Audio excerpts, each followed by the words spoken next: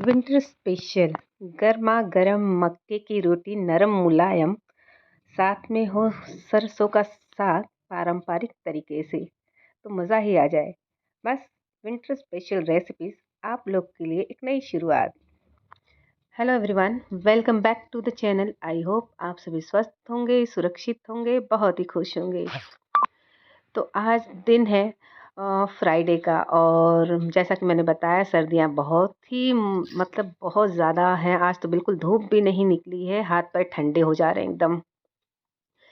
और साग वाला आया था गली में, तो मैंने ले लिया है सरसों का साग। काफ़ी दिन हो गए थे और मैंने बताया था हमारी गली में काम चल रहा है, तो सब्जी वालों का आना कम हो गया था। बस ताज़ी हरी सब्जियां देखी तो मैं बस नीचे गई और ले आई हूँ आधा किलो सरसों का साग। हाँ, सरसों के साग में वैराइटीज़ आती हैं, मैंने पहले भी आप लोग को बताया है। सरसों देसी सरसों होती है, राई होती है, और ये गोभी सरसों यानी इसे काली सरसों भी कहा जाता है। तो मैं यही लेती हूँ जब भी मैं बनाती हूँ, और इसका स्वाद मुझे बहुत पसंद है। मैंने डिफरेंट रेसिपीज़ भी इसकी शेयर की हैं आप लोग के साथ, और भुजिया सब्जी इसकी मैंने शेयर की, काफ़ी टेस्टी बनती है। और बस आज बनाने जा रही हूँ ना मक्के की रोटी के साथ, इसका घोटुआ साग कहते हैं जिसे, जो मक्के की रोटी के साथ अक्सर खाया जाता है। तो बस आधा किलो सरसों है, और साथ में 1 पाव मैंने बाथू ली है, और 1 पाव ही पालक ली है। आप ना सरसों के साथ पालक और बाथू का रेशियो कम ज़्यादा कर सकते हो। यानी पालक की बाथू से आप ज़्यादा रख सकते हो या बाथू को कम रख सकते हो। मुझे मतलब 4 लोगों के हिसाब से बनाना था, तो मैंने इसी रेशियो में लिया है, और परफेक्ट बन जाता है ये। तो अगर आप 1 किलो बना रहे हो ना, तो फिर आप एक आधा किलो सरसों और 1 पाव पालक लेकर उसका भी हाफ़ बाथू ले सकते हो। ये परफेक्ट रेशियो है, और नहीं तो आप एक-एक पाव दोनों कर सकते हो। तो यहाँ पर मैंने साग को अच्छी तरह से छाँट लिया था। फ्रेश साग था, डंडियाँ नरम थी, तो उसी हिसाब से मैं तोड़कर अच्छी तरह से बारीक-बारीक चॉपिंग की है। यानी चाकू से ही मैंने चॉपिंग किया, आपके पास चॉपर है तो उससे कर सकते हो। उसके बाद अच्छी तरह से 2-3 पानी मल-मल के साग को धोया है। क्योंकि बाथरूम में ना थोड़ी खिसखिस सी होती है, रेता सा निकलता है, और जब तक पानी एकदम क्लीन नहीं निकला ना, तब तक मैंने उसे धोया, यानी 3-4 पानी धो लिया अच्छी तरह से मल-मल कर। बस अब यहाँ ना तो मेरे पास मिट्टी का चूल्हा है और ना ही हांडी। तो शहरों में भी बस खाना तो सभी को स्वादिष्ट खाना होता है, और फिर वही स्वाद लाने के लिए समय कम और टेस्टी स्वाद भी मिल जाए, तो बस ये तरीका अपना है। मैंने कुकर लिया है, उसमें साग डाल दिया, साथ में नमक और थोड़ा-सा 1/4 कप पानी डाला है। और ना अब साग को मैं यहाँ रख दूँगी, कि साग की क्वांटिटी तो आप देख ही रहे हो ज़्यादा है।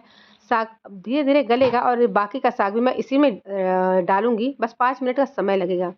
बस साग धीरे-धीरे गल रहा था, तो और भी साग मैंने इसमें ऐड कर दिया है। मेरे पास फ़िलहाल ये कुकर है, और अगर आपके पास बड़ा हो तो आप उसे ले सकते हो। बस अब यहाँ ना सारा साग इसमें डालने के बाद मैं यहाँ पर 2 से 3 सीटियाँ लगा दूँगी। यानी कम समय में वही स्वाद, गाँव के देसी चूल्हे का पारंपरिक सरसों का साग का स्वाद आपको मिलेगा, बस कम समय में, मिनटों में, और अपने घर में जो भी आपकी सुविधाएँ हैं उसी में। तो बस साग जब मैंने रख दिया था, मैंने यहाँ लहसुन छीला, अब साग बन रहा है, तो लहसुन के बिना तो उसका स्वाद अधूरा है, और सरसों के साग में तो लहसुन मतलब ज़्यादा ही डालते हो तो ही उसका स्वाद बहुत ही गज़ब का आता है। बस यहाँ 3 से 4 हरी मिर्ची ली, 1 इंच अदरक का टुकड़ा, और मैंने ले लिया ना 1 बड़ा लहसुन का पूरा गाँठ, छील लिया है मैंने। और बस इसे ना मैं अब दरदरा कूट लूँगी। अगर आप चाहो तो दरदरा कूट लो, या चॉपर में कर लो उसे। एक दरदरापन आ जाएगा तो बारीक-बारीक आप काट भी सकते हो। तो मैं यहाँ ना मिक्सर जार में ही पल्स मोड पे इसे दरदरा पीस लूँगी, क्योंकि इसका दरदरापन ही साग में बहुत अच्छा लगता है। और ये जो ले रही हूँ ना मैं, इसे 2 यानी 2 पार्ट में मैं साग में ऐड करूँगी, और यही इस रेसिपी की सीक्रेट है। तो प्लीज़ आप वीडियो एंड तक देखना। अगर गाँव का स्वाद आपको मतलब सरसों के साग का वही पारंपरिक स्वाद लाना है ना, तो पूरी टिप्स एंड ट्रिक्स मैं यहाँ शेयर कर रही हूँ, तो वीडियो एंड तक देखना, बिल्कुल स्किप मत करना।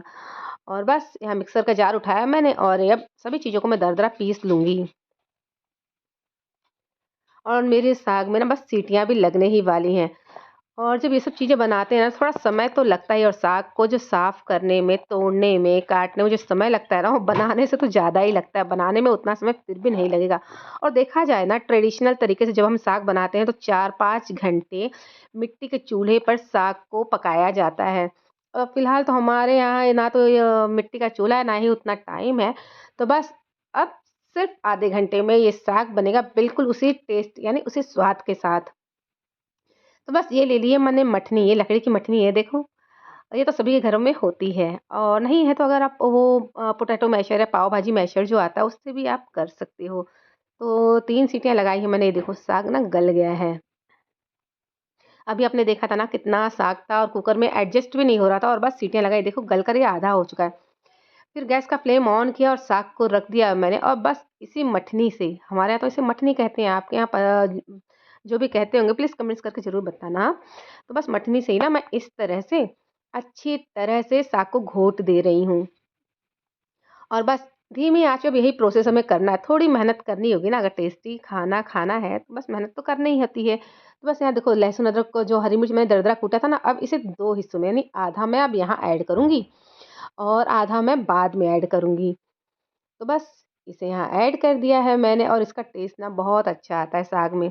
बस अब फिर यहाँ हम साग को घोटते रहेंगे।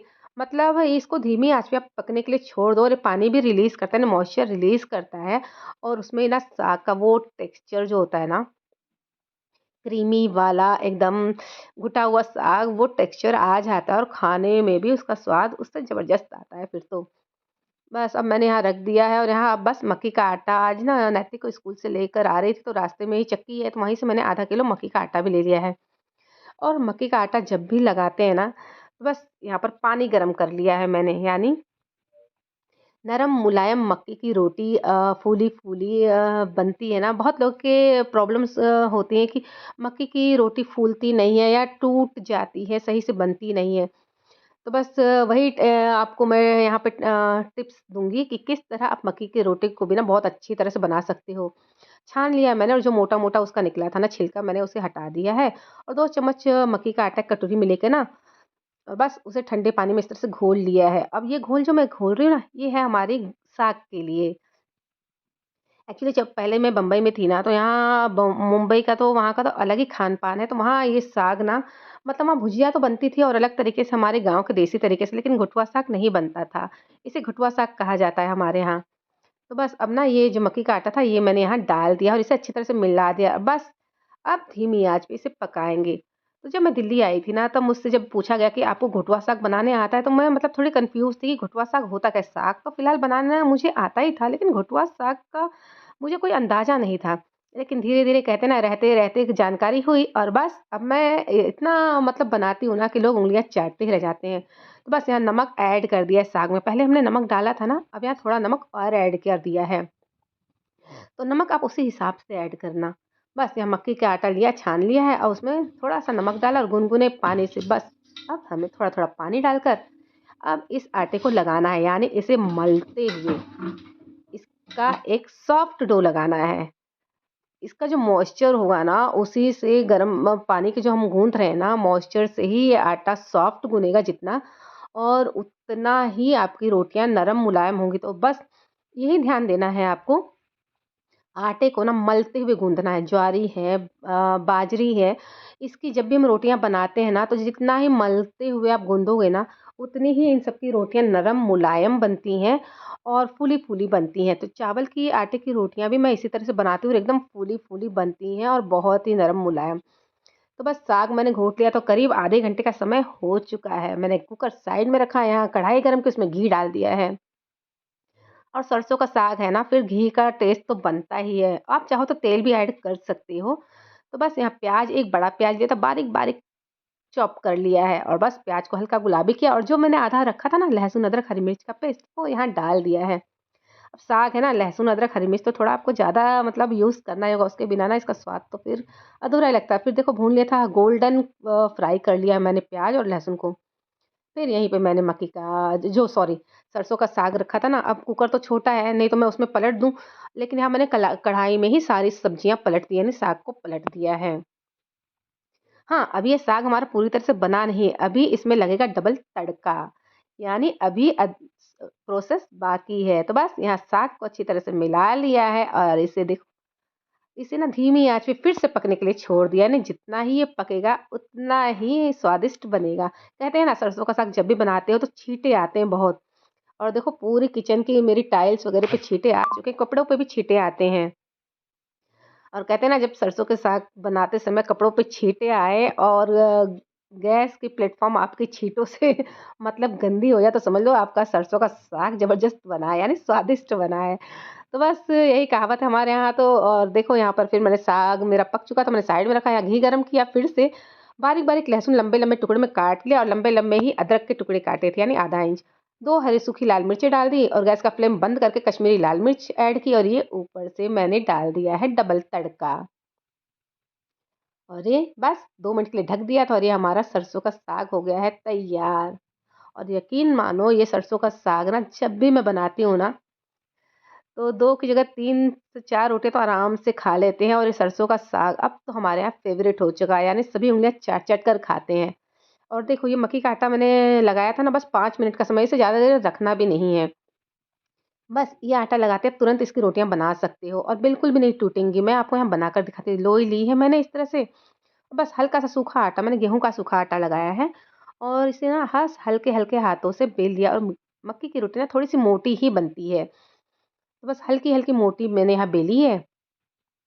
हल्का-हल्का हाथ, थोड़े-थोड़े साइड से क्रैक्स आए थे ना, जो द परफेक्ट गोल तो बनती नहीं है ये।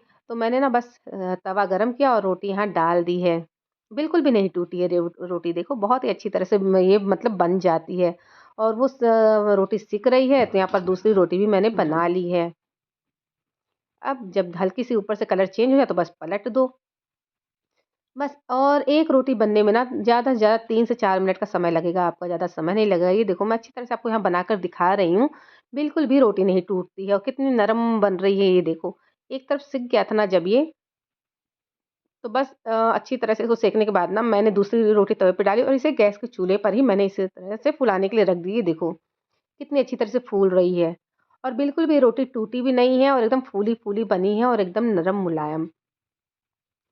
बस इसी तरह से मैं ना और भी रोटियाँ बना लूँगी यहाँ पर। ये देखो कितनी अच्छी ना। और बस सभी रोटियाँ इसी तरह से बना लूँगी और उसके बाद गरमा-गरम साग के साथ मक्के की रोटियाँ होंगी सर्व। तो इसी रेसिपी से, मतलब इसी ट्रिक से अगर आप मक्के का आटा गूँधोगे और रोटी बनाओगे ना, तो बिल्कुल भी कोई प्रॉब्लम नहीं आएगी, ना ही आपकी मक्के की रोटी के आटे के सॉरी रोटी टूटेगी और बिल्कुल भी पचकेगी नहीं। ये देखो, फूली-फूली सी रोटियाँ बनेंगी बहुत ही आराम से। तो रेसिपी ट्राई करना और कैसी लगी ये रेसिपी आप कमेंट्स करके ज़रूर बताना मुझे। और मेरे साथ अपने जो भी अनुभव है शेयर ज़रूर करना। तो बस यहाँ मैंने ना फिर प्लेट की और मक्की की रोटी है तो घी और मक्खन के बिना तो अधूरा है ना, बस मक्खन चिपड़ दिया है अच्छी तरह से रोटियों पे, यहाँ साग रख दिया ऊपर से, फिर उसके बाद मक्खन। और फिर मक्के की रोटी है, सरसों का साग तो गुड़ तो बनता ही है, तो गुड़ भी रख दिया है साथ में और हो गई है हमारी आज की थाली तैयार। तो आई होप ये रेसिपी आपको पसंद आई होगी, तो प्लीज़ लाइक, शेयर और सब्सक्राइब करना बिल्कुल मत भूलना।